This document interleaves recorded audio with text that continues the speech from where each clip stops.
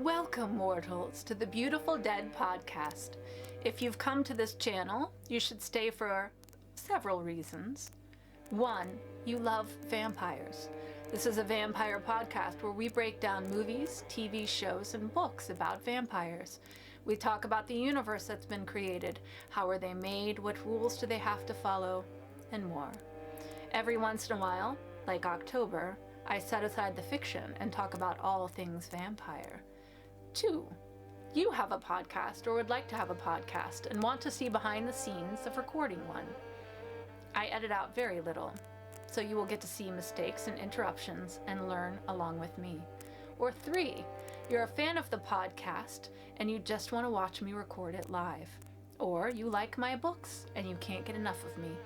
So, if you're still here, I promise it's due to your own free will, and I have not used my powers to keep you here.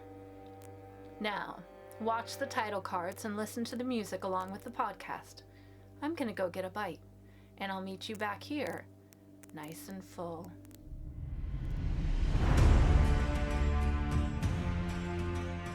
Oh, really? Vampire! We take your candy! Count Dracula. I am Dracula.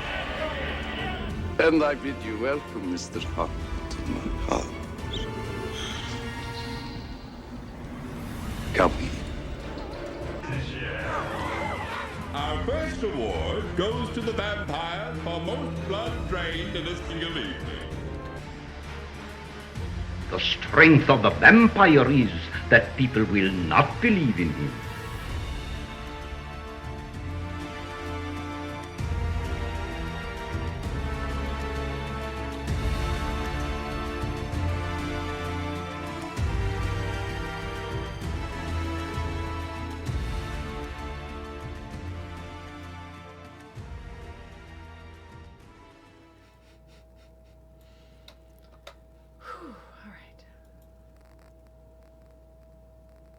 Good evening, my fellow... Come on. Now what? Good evening, my fellow vampire lovers. The sun is going down, and you know what that means. It's time for me to record another episode of my podcast, The Beautiful Dead. As always, I'm your host, Lena. It is January 2024, which I can't even believe. And why did my podcast just stop recording for no reason at all?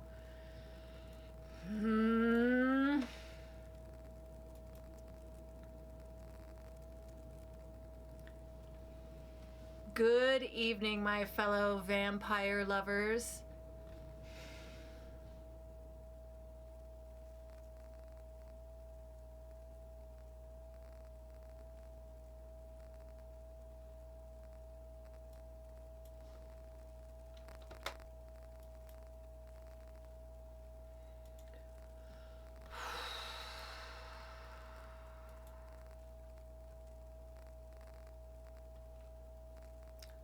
Use YouTube, just so you know.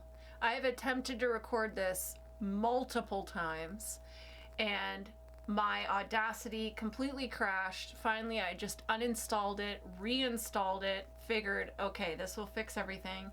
I now have the new version of Audacity, which is not working. Oof. All right, we're gonna try this again. It's not looking good. This may become a YouTube only podcast because I've had enough with Audacity. Alright, we're gonna give it another go. It's not finding the mic. I don't know why it's not finding the mic. Oh my gosh, if I have to buy a new mic.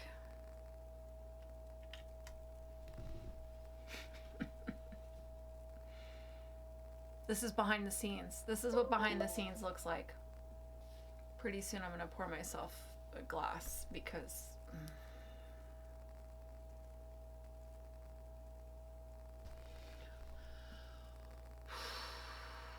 All right, let's see if I can get this fixed. I'll be back.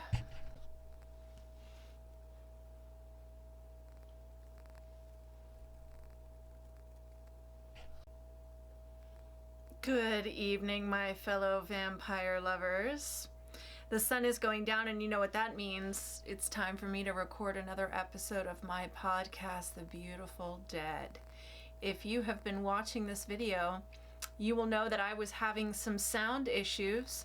I actually gave it a good hour trying to figure out what is going on with my mic for the podcast in Audacity. I've given up. So if you're somebody who listens to the podcast and I was not able to extract the sound from this recording, from this YouTube recording, to pull over the podcast, then I apologize. I'm gonna possibly need to get a new mic. I'm pretty sure the mic is the issue. So until I can get another mic, which is gonna be a little while because I just came off a run of 3 big trips, then you're just gonna have to come here to YouTube and watch it. And I apologize. It is what it is. It's not a way for me to pull more people into YouTube, I promise. I just can't, anymore with Audacity. So we are just gonna do a YouTube for now because I've got stuff to do. I have a 4th book to write. So I will actually be recording the next couple episodes all today so that I can free up some writing time because people are asking for the 4th book, and normally by January the book is done. It's already been read by my editor and it's already come back to me, and I'm just working on things, but I need to write the book. So you didn't need to hear all of this. I apologize. I just got back from New Orleans, so I thought about batch recording prior to New Orleans so that I could come back and just like hit the ground running with the books. But I wanted to be able to really talk about what happened at Fan Expo New Orleans, and I'm so glad I waited because what an amazing trip I had. For any of you who found me because of New Orleans, who came to my vampire panel, I cannot thank you enough. I had so much fun, got to connect with some great people, got to talk to the guys from Vampire the Masquerade, the tabletop game, LARPing, all that. It was so much. I had such a good time. So like I said, I am taking a break from travel so I can write this 4th book. But if you're not following me on Instagram, go check that out because I did post pictures from the con, and I don't know, maybe I'll throw some pictures in here too. I went to the Vampire Cafe multiple nights, went to the Boutique du Vampire, saw the Vampire Apothecary, stayed in a haunted hotel. I did record like just a quick 15-minute session in the room at night in the dark. I'm gonna pick through all of that and maybe throw it here on my YouTube so you can check that out. I don't think I caught anything. It was actually like a pretty quiet 4 days in the hotel, which is kind of a bummer. But now that I'm back, I can tell you I stayed at the Dauphine, which is supposed to be very haunted. You guys may have seen it on BuzzFeed, but yeah, so I will check out all of the stuff that I recorded from that night. I have not looked through it yet, so I have no idea if we caught anything, but I promise to throw it on the YouTube whenever I have the time. As I am preparing for my next trip, which is in May, I will be going to Fan Expo Philadelphia. I will be working with this very talented artist to come up with a logo for all of my stuff so I can kind of get it all under one entity, and then new banners, new cards, new promotional material. If you're on my street team, then you're gonna get promotional material before anybody else. So if you're interested, go to lenanazari.com and join my street team, and you guys of course get to hear everything before anybody else if you're on my street team. I'm already distracted. Oh, like I said on the last one, in 2024, I have like big plans for this. So I really want to do more ghost hunts. I want to have more guests on. I would really like to do a documentary and have it ready for spooky season. So stay tuned for all of that stuff. But please comment down below, what would you like to hear me talk about? Who are guests you would like to have me get on here? What kind of stuff really gets you excited? Like, for example, what we're talking about today came requested so many times. So I always like to give the people what they want. Now, this topic is gigantic. I cannot cover everything on one episode. So if you guys enjoy this, then please let me know and I'll do another part. But I don't want to talk too much about the topic because I have a guest on. I interviewed her right before I went to New Orleans. So I will be, of course, attaching that interview to the end of my discussion, so check her out. In the meantime, my vampire tea for the evening is actually Steak This, but this time I actually made it iced, so it's iced. This is like a green tea, it's very citrusy, so I thought it'd be good as iced. And I just worked out, so I really need like a post-gym caffeine boost to record this and get it edited and up to you guys in time, because of course I've waited to the last minute, and then I did not expect all these audio issues, so I'm way behind. But yeah, go check them out at vampiretea.com. And the amazing artist that I've interviewed at the end is Casey Cruz, and she is the creator of Trinity the Vampire on Webtoons. So of course, Vampire Tea and her website will be linked in the video description, so go check that out. Without further ado, we are talking about vampire comics.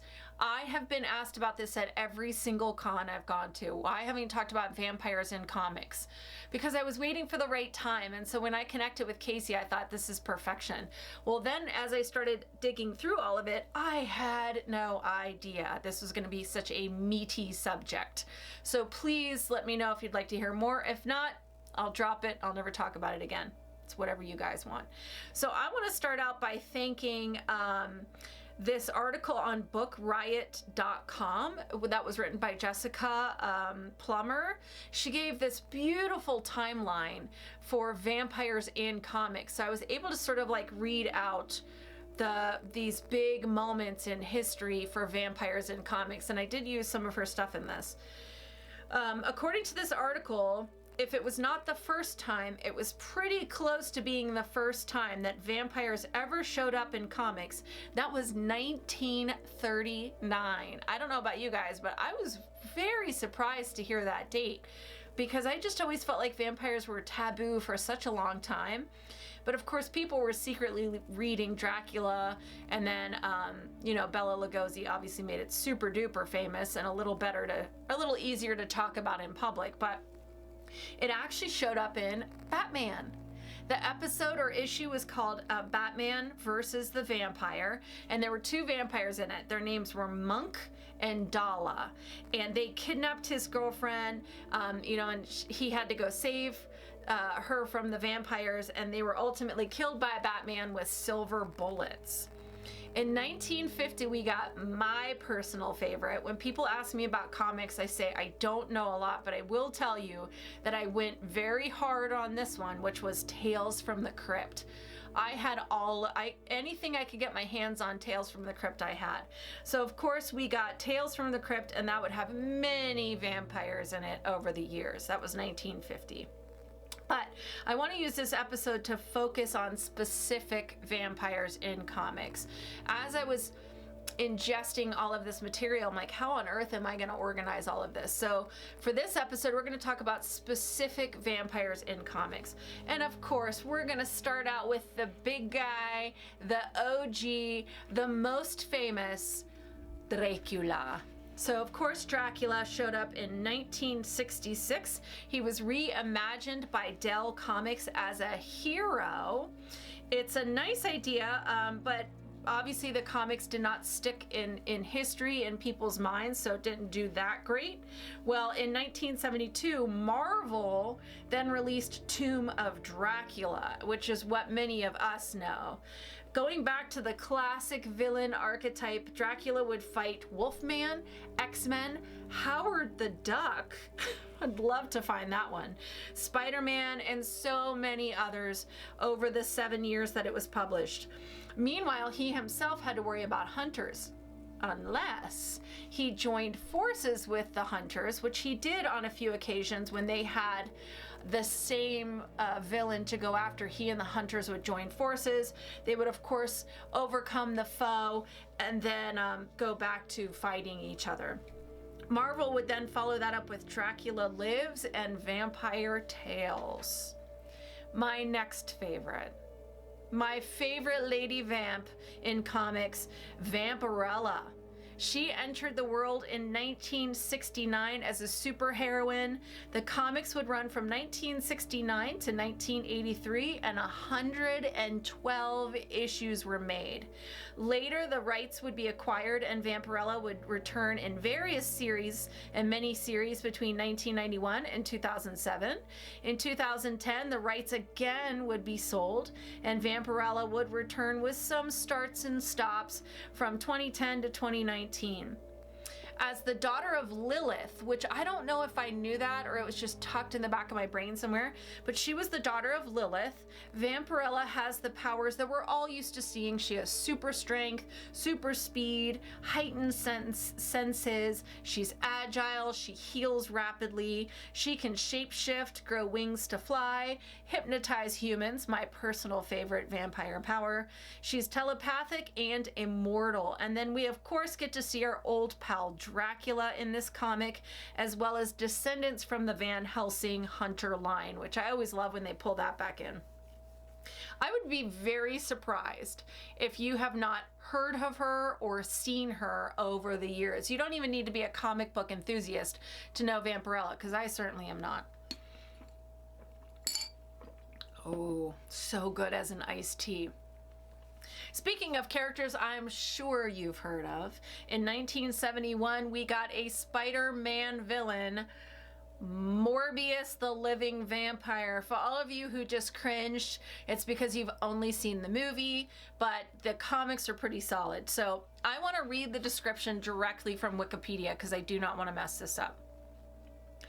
Michael Morbius is depicted as a famous biochemist who contracts a rare blood disease, which he then tries to cure by using a combination of experimental chemicals, electroshock therapy, and a genetic sample of vampire bats. What a combo. The experiment mutates him into a pseudo-vampire or living vampire, a life form with abilities and traits resembling but not identical to those of the truly undead supernatural creatures like vampires, which of course exist in the Marvel universe because we've already talked about this. To keep his blood disease in remission, Morbius must now regularly feed on fresh human blood or face the experience of a rapidly increasing illness followed by his death.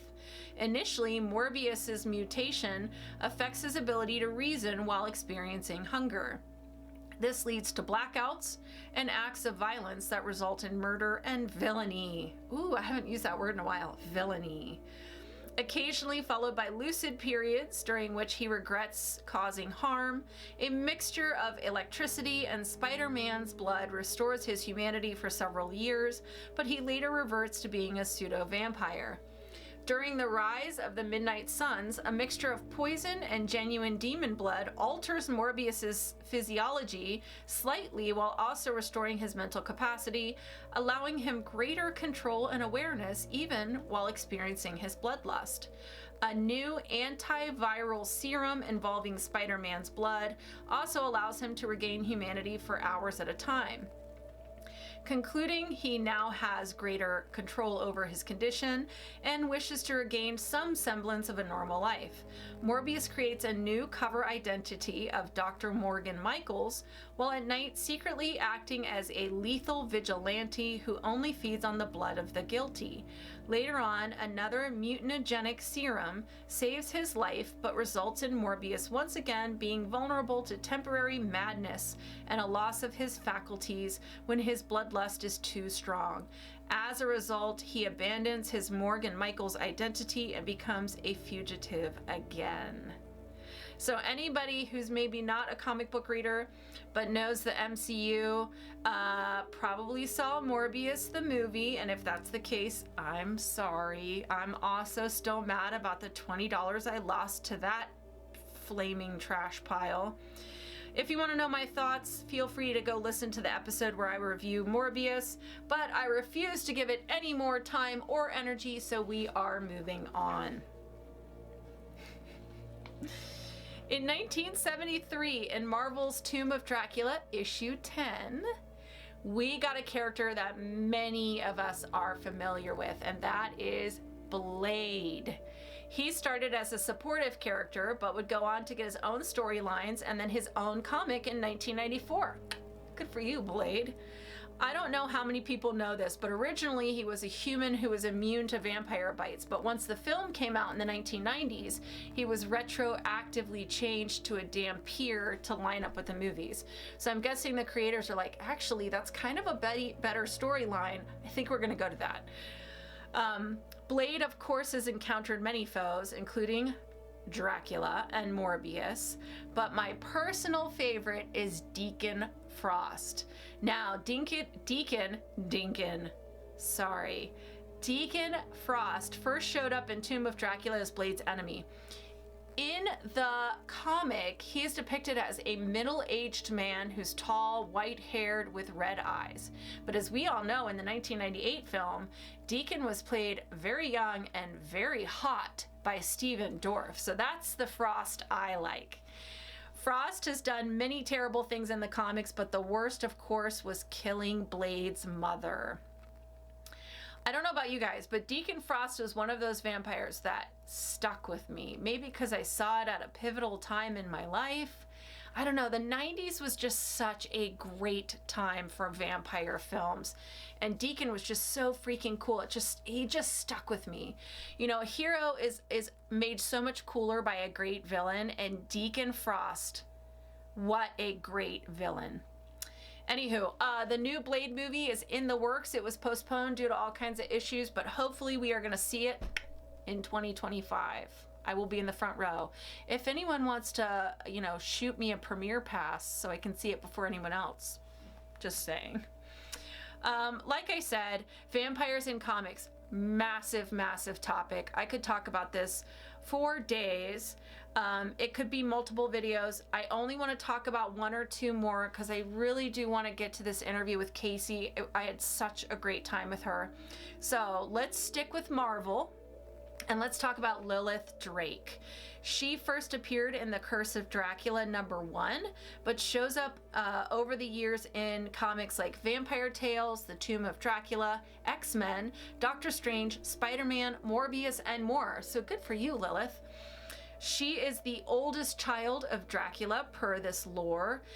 He had an arranged marriage to Zofia, but it was a loveless marriage. They conceived Lilith, and then Dracula was like, I don't like this marriage and I don't like this baby. So he kicked them out and then moved in his mistress, who was his actual love. So poor Zofia and Lilith are like abandoned, driven from the castle, homeless. So they're taken in by gypsies, and Zofia unfortunately doesn't do well. All of this is too much. She commits unaliving, and then poor Lilith is left with no mom or dad, and so she's raised by gypsies. Now, as a vampire, Lilith didn't fear holy items. She could be in the sunlight, didn't have to sleep in a coffin on soil, so she was like kind of a badass. And so she had like Dracula's good side and then her mom's good side and like no bad side. And of course she said, you know what I want to do with this life and these powers? I want to hunt down and murder my father because screw him. So that's her #1 mission. All right, okay, I promise one more and then we're gonna get to the interview. I promise, but I had to talk about this one because what a find. So those of you who already know about this one are probably cringing that I didn't know about it. I'm not a Deadpool reader. I didn't know about this character, but I love it and I am gonna find the comics. Let's talk about Bessie, aka Hell Cow. We can find her in Deadpool, and yes, she is a vampire cow.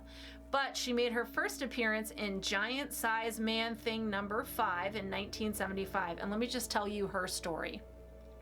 Come with me to 1675. Dracula can't find a human to feed on. He is starving, so he lowers his standards and he feeds on poor Bessie. Her heartbroken owner finds her. She's got no pulse. She's exsanguinated. He buries her. And cries and goes in and lays down and says, oh, poor Bessie. But Bessie, She's a vampire now. Vampire cow. So she rises from the dead on a hell-bent mission of revenge against Count Dracula himself. As Hell Cow, she possesses characteristics tantamount to that of Dracula's, such as being able to suck blood from humans and being immortal. She could transform into half cow, half bat. I don't know about you, but if I saw that, I think my heart would stop. Enabling her to fly, she can disappear into nothingness by taking up the form of a gas. She also has super bovine strength and agility, and then inevitably she's recruited by Deadpool to join Deadpool Inc. after they both are cruel subjects to cruel scientific experiments, which I think might be the coolest way to become best friends. You're both like captured by a scientist and undergo these cruel experiments. Then you're like, you know what? We should join forces. In 2009, Time magazine listed her as one of the top 10 oddest Marvel characters. All right, that's enough for me talking today. If you want me to do another vampire comics episode, we can step out of the world of Marvel and go look into something else, talk about vampires in comics. But in the meantime, I want you to listen to my interview with the coolest chick ever, Casey, who is the creator artist behind Trinity the Vampire on Webtoon. I'm going to put her site in the video description so you can go check her out. Next week, come back. We are going to review Daybreakers, which I have been asked to do so many times. So, you know, I'm all about giving the people what they want in January. So I will be reviewing Daybreakers. Please bear with me as I figure out the whole podcast versus YouTube thing. I think it's going to have to be strictly YouTube just for a few weeks while I figure out what to do next. And maybe this can be part of my rebranding. You know, maybe I'm just going to change everything up all at one time. All right, go check out the interview. Come see me next week to do Daybreakers. I'm going to go work on the 4th book. I wish you wicked hugs and bloody kisses. Good evening. Thank you so much for coming on the podcast. I'm so excited that you reached out to me. I've actually had the idea of vampires in comics on my agenda for months and months because my daughter asked for it. And so when you reached out to me, I thought, oh my God, this is so perfect. So why don't you introduce yourself and tell everybody how you tie into vampires? Hi, my name is Casey Cruz, and I am a independent illustrator and comic artist / writer. And I work on a comic series on Webtoon called Trinity Vampire. And of course, it's vampire based. Awesome. And I'm going to put the link to it in the video description and the podcast description so everyone can go check it out. So how long have you been drawing, writing, any of the above? Since I was very young, a lot of the stories I wrote actually as a kid were like supernatural based. And of course, like the main character was a vampire, or like my self-insert character was a vampire. So ever since I was a kid, and then I would also illustrate these stories too. I also made like hero stories. So it just kind of like piggybacked on itself to the point where I wanted to make a comic with all like encompassing aspects of the things that I enjoyed as a kid, especially now too as an adult. And it just happened to be a supernatural story with vampires in the center of it. That's awesome. So what would you say are your influences? Like, who do you look up to? Who do you admire? Where does your inspiration come from? So many people actually, not just like vampire like content creators, but like also like, you know, horror. I loved Stephen King books, and I loved Goosebumps as a kid. And then even as a child, there were like other like smaller series that dealt with like supernatural stories. And my best friend and I were like really obsessed with Vlad Sepesh. And we thought we were becoming vampires one day, and we saw these weird signs that we were like getting into our own heads with. We were only like 8 years old at the time. And so like we were into all that stuff. And especially like during Halloween when they had like the Halloween specials and like Disney Channel and that kind of stuff. Also, I really like specific like artists. One of them is I butcher his name all the time. Edvin Monk. Edvard Edmund. I can't remember off the top of my head, but he actually had a series on vampires himself. And that was during the time where tuberculosis, I think, was like striking everyone. And so he connected that imagery in his artwork. Mm-hmm. So yeah, there's many influences, and I've always been the weird kid, so I always gravitated towards like the supernatural gothic horror kind of sectors of, fiction. Yes, totally. Same.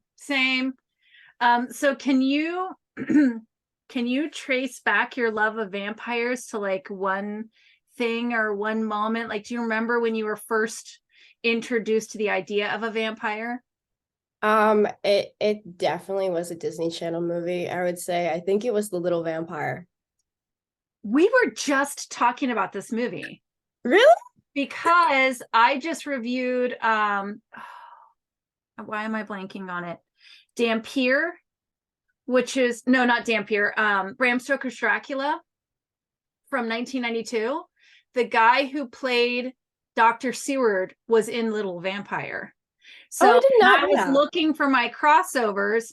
I pulled him up and I scrolled down and I saw Little Vampire and it was like memory unlocked. I was like, oh, I'm going to have to cover that one soon. Yeah, that one was definitely, like, I want to say the first encounter I've had with vampires. Wasn't because there they one? would play it on Disney Yes. Channel for Halloween. That one, and wasn't there one where the babysitter turned out to be a vampire? Yes. That one came out later. I know there's like Mom's Dating a Vampire. That Oh, one came yes. out around the same time as Little Vampire. Yes. So I remember watching those two movies around the same time. And then funny enough, My Babysitter's a Vampire was like the kind of turning point for like my friendship with my best friend. And after that movie, we were like, oh, I think we're vampires. Like it was childish, but it was really fun. No, it's not childish. So for me, it was Bram Stoker's. The first time I was 6, I watched Bela Lugosi's Dracula, like the OG Dracula, and I just fell in love. And then I just wanted to read as much as possible. And then somewhere around the same time that Bram Stoker's Dracula came out, I also discovered Stephen King's Salem's Lot. Salem's Lot was a big one. And then Bram Stoker's Dracula, Interview with the Vampire, like that was prime time for vampires, Lost Boys, all that stuff. And I was just saying on my Bram Stoker's Dracula episode that I was 13 and I would go out into the woods whenever it was like before it storms, when there's like wind everywhere and stuff. I would like pretend I was Mina calling up the thunder and like, yeah, I was right there with you. Okay, cool. I'm not the only one. For us, we used to go in this ditch in the woods and we would randomly see like dead birds and that kind of stuff. Like it was kind of like morbid. But yeah, and we're like, oh, this might be a sign. Like it's totally out of context at all. But like, yeah, just weird stuff like that. I'm obsessed. Yes, totally. This is why I love this podcast, because I get to talk to people that had these very similar experiences growing up where you're like, felt like the weird kid and you were doing the weird stuff. And now we're all kind of finding each other, being like, we were all doing the same thing. Yeah. That's so cool. Okay. I don't want to get, because I could talk about this all night long. Tell me about yours. Tell me all about it. What's it about? So my comic, Trinity Vampire, is a story based in a world very similar to ours. Like a lot of historical events are practically the same, including like all the world wars and international events. So it's just our world, but my interpretation of it. But it also has monsters in it, and monsters recently have within the past, like I want to say like 2 centuries, I would say 2 good centuries, have started to become more open. And that's a problem for humans in this world.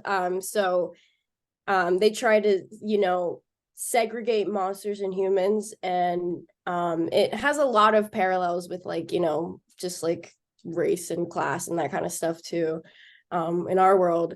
But we have humans who don't want to be monster food. And then we have monsters that also just want to be seen as normal people. But in between, you have bad people in both those groups who want to keep, pitting people against each other. So we have vampire hunters. We have different classes of vampire hunters who do their best to, especially in the case of, vampires. I mean, obviously there's like other monster hunters, but there's like people who specialize in vampire hunting, because vampires are one of the strongest monsters in this world, who, try to keep the peace as much as possible. But even they have a code of conduct. Like they work directly under like local like police forces and governments and that kind of stuff. My main character gets caught in all of this. He's just a teenage boy who has a crush on a girl, and spoiler alert, something terrible happens to her. And it just so happened that a vampire did that crime. So he gets caught in this world of monster hunting, and he's just trying to find the truth about himself, and about the world that he lives in. Very cool. So it sounds like people who are fans of True Blood or Freaks of Nature, or one of those things where like they're trying to assimilate, but there's people against it and all that. It sounds like that same sort of like that. Yes. Would be your group of people. Yes, I love that. Have you ever read the Anita Blake series? No, I did hear your podcast episode on it about maybe like 2 weeks ago though, and I was like, oh, like this seems very interesting. I had to check this one out. You would probably love it. I have all the books. If you want to read the first couple books, I can send them to you. But basically, it's like that. All these monsters are now out in the world, so they have their own laws, their own police force, their own. So it's that same sort of thing. There's anti-vampire movements, pro-vampire movements. There's like laws they have to fall into, not just human laws, but also their own vampire laws. There's a hierarchy. There's like a governing body. So I just love that concept. I chose to write my books in a world where vampires are still hidden. However, I do love that idea of like, we're out and now we need to try and assimilate, but there's people who don't want that to happen. I just love that idea. Yeah, I kind of like both kind of ways of approaching like the world that the vampire lives in. It's fun when they're like a secret, but it's also fun to see like when they're out in the open and how that applies to like their everyday life too. So yeah, now what? Yeah. Yeah, I love that. Would you mind in the future if I read your comics and then break it down for one of my episodes? Like, yeah, I wouldn't mind that. I would say probably I will definitely let you know when, because as an independent illustrator, it does take me like a month just to push out one chapter, and I'm just like getting the ball rolling with it. So totally maybe like fine. Chapter 5. You let me know. You let me know, and then we'll bring you back and we'll do a little breakdown of your universe. But one of the things I love about the vampire genre is that you get to do your own thing with it. Yes. You can do whatever you want with them. And I love that. I love that. You know, we get to see that a lot in the paranormal world. You ghosts, zombies, werewolves, like you get to write your own universe, your own rules, your own everything. I just love that about this genre. Yeah, it's like it's limitless, and like you can either choose to like for me it's like I had to choose between giving it like religious undertones or secular undertones, and I like how with this genre in specific it's like you could do both or none or one or the other. Like it's so amazing how flexible it is. I know. I know. That's what I love about it. And that's the thing. I remember I was at Fan Expo New Orleans, and the guys next to me at one point in time they were, as happens over 3-4 days, you end up talking a lot. And I told them what the podcast was about. And he goes, can there really be enough vampire material? And I was like, oh, buddy, I could do this podcast for 100 years and still not catch up. So that's what's amazing. And every week I'm finding more stuff and more stuff and more stuff. And the best part about this podcast is the gems that you stumble across, like the hidden diamonds, like your stuff. I wouldn't have known about it unless you reached out to me, or these like great little independent movies or independent TV series or independent books that I wouldn't have even known about, wouldn't have hit my radar if I wasn't doing this. Yeah, and I think the great thing is I personally didn't even know that there was a podcast out there specifically for vampire content. Like I've seen horror, supernatural, like crime, all that kind of stuff, but nothing like oddly specific enough to the point where it's just like there's somebody who loves this stuff as much as I do. Yeah. And I was at a convention and it was like a really small local one, and somebody told me about your podcast and I was like, oh, I gotta get connected with this person. Like this sounds perfect.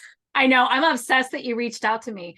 It is funny because the podcast was born out of the need, because when you write a book, it's one a year. Do you know what I mean? Like I can't turn them out like James Patterson. So I'm like, how do I keep myself in people's minds in between those this book and this book? And then I was thinking, well, the other thing too is there are people who cannot afford to buy books. It's the reality of our economy today. So I'm like, well, I want to offer people free stuff. Like I want to make sure that everybody can have fun in this big group, all of us together, just talking about the stuff we love and have fun no matter what. So I thought about a podcast. So then when the idea hit me, I thought there's no way that nobody has done this. And the more I looked, I found Buffy the Vampire Slayer podcasts. I found Angel podcasts. I found What We Do in the Shadows podcasts, but I didn't find one that was just vampires, just vampire stuff, nothing specific. We can talk about anything we want to. And I was like, that's it. I'm going to do it. I'm going to do it.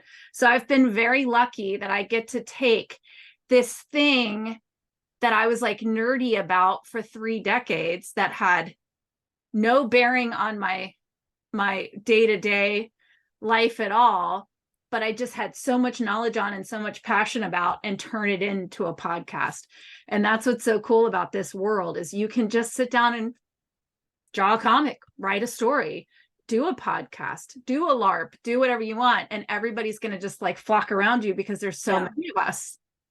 Yeah. And it's awesome. And it's like, just being able to have the engine to bring our kind of people together is awesome, because like you have a podcast. I would have never met you if somebody didn't tell me about your podcast. Like, you know what I mean? Like, it's just crazy how like we have the opportunity to connect with each other, and especially like the convention scene too. Like it's cool.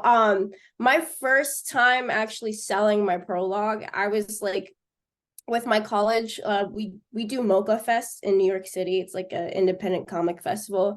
And that was the first time I put my comic out for the world, basically. Like it was like a convention, but like that was the first time it's like left my house and is on display at a table. And, me being socially awkward, I was like, how do I like get people to come over here? And one of the things was I saw this guy's outfit. I mean, like I'm an alternative person. And so this person also looked alternative. And so I was like, hey, like I really like your outfit. Come over here. And then I was like, hey, do you like vampires? And I showed him my comic and everything. And then he like pulls his mask down and he has fangs and he's like, yeah, I love vampires. And I'm like, yes, you're my person. I love it. The first person that actually bought my comic. I love it. It was so awesome. So awesome. I love it. I love it. Yeah, it's wild. When I first decided, I'm like, okay, that's it, I'm going to publish. I was terrified because I had this very professional career where I didn't talk about what I did outside of the hospital. I didn't talk about what I did outside of medicine. Do you know what I mean? Like this is still something that's kind of frowned upon in the professional community. And so I was like, that's it. So I always joke with people like that was when I came out of the coffin. Once that book is out there, that's it. You can't hide it anymore. It's out. Oh yeah. The amount of people that have come up to me, whether it's a 15-year-old or a 70-year-old that have come up to me and been like, oh my God, I also love vampires. Never, like, I spent all these years keeping it so quiet, not getting to meet all these cool people. And now I'm just like, so yeah, like so here for it. But as a creator, it's a very vulnerable thing to do. Yeah, it's like that weird part of yourself that like people will judge you for. Yep. You like are literally ripping a piece of your heart and soul out, putting it out into the world, and then allowing them the opportunity to say whatever they want about it. And that is terrifying. That really is, especially if it's like your baby. I know. But that's why there's a lot of people out there that say they want to do it, but they don't do it. So for those of us who get out there and do it, I think it's a pretty awesome thing. Oh yeah, of course. Having the courage. So what is your vision for this series for Trinity? Where would you like it to go? Oh man, all the way, I would say. I mean, I've had this idea ever since I was 13. I'm 23 now, so it's been a hot minute since I've had this idea. But after refining my art skills, I went to art school, learning how to write better, especially like breaking down a script you wrote when you were 13 and then changing it so it's like up with the time, because that's a thing too. B, it doesn't sound like a 13-year-old wrote it. You know what I mean? And just bringing in more relatable aspects to the characters and the setting, to immerse your readers. But I would say, like, I've always seen this as maybe like becoming an anime or a video game. Because it's definitely like the style that I draw my characters in and the way that I design them. I could definitely see them in one of the two environments. That's so awesome. You have to let me do a voice. Yes, I got you. So awesome. That would be so cool, man. Oh, I believe in you. Listen, crazier things have happened. And the one thing I've learned is that people are voracious for vampire material. Like they're always here for another new vampire thing. So it's never going to go out of style. That's what's so cool about it. I know. And it's very much an immortal kind of medium. So I know, no pun intended. So I ask people this all the time. I'm going to ask you, what do you think it is about vampires that is intriguing to so many people for so long?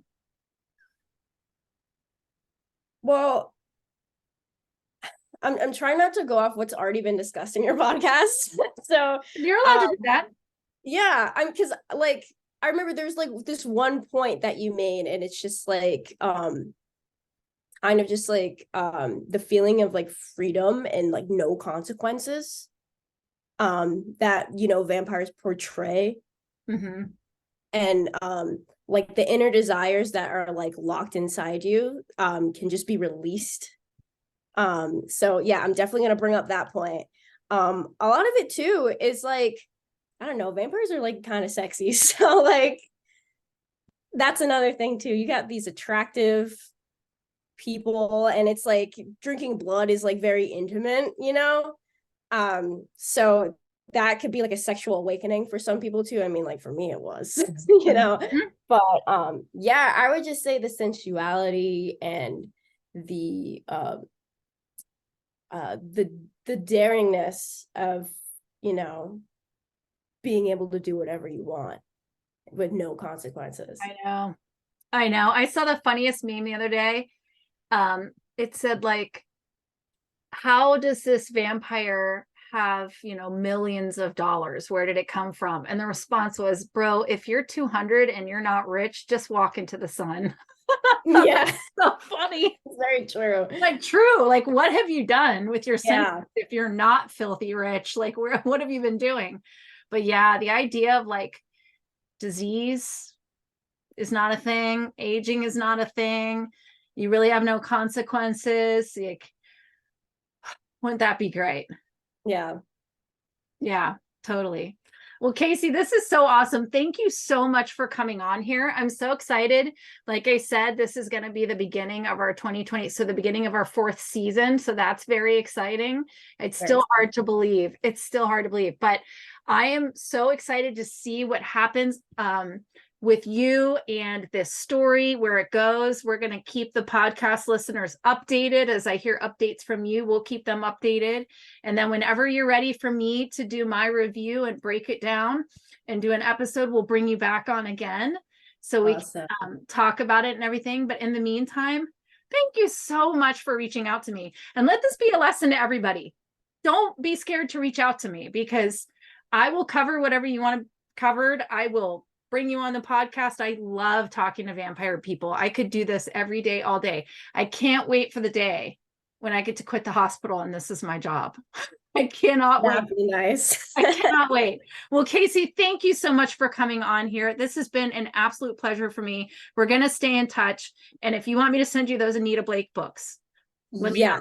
Yeah. Because they are well loved. And I would love the idea of like introducing that world to someone else. That would be so exciting.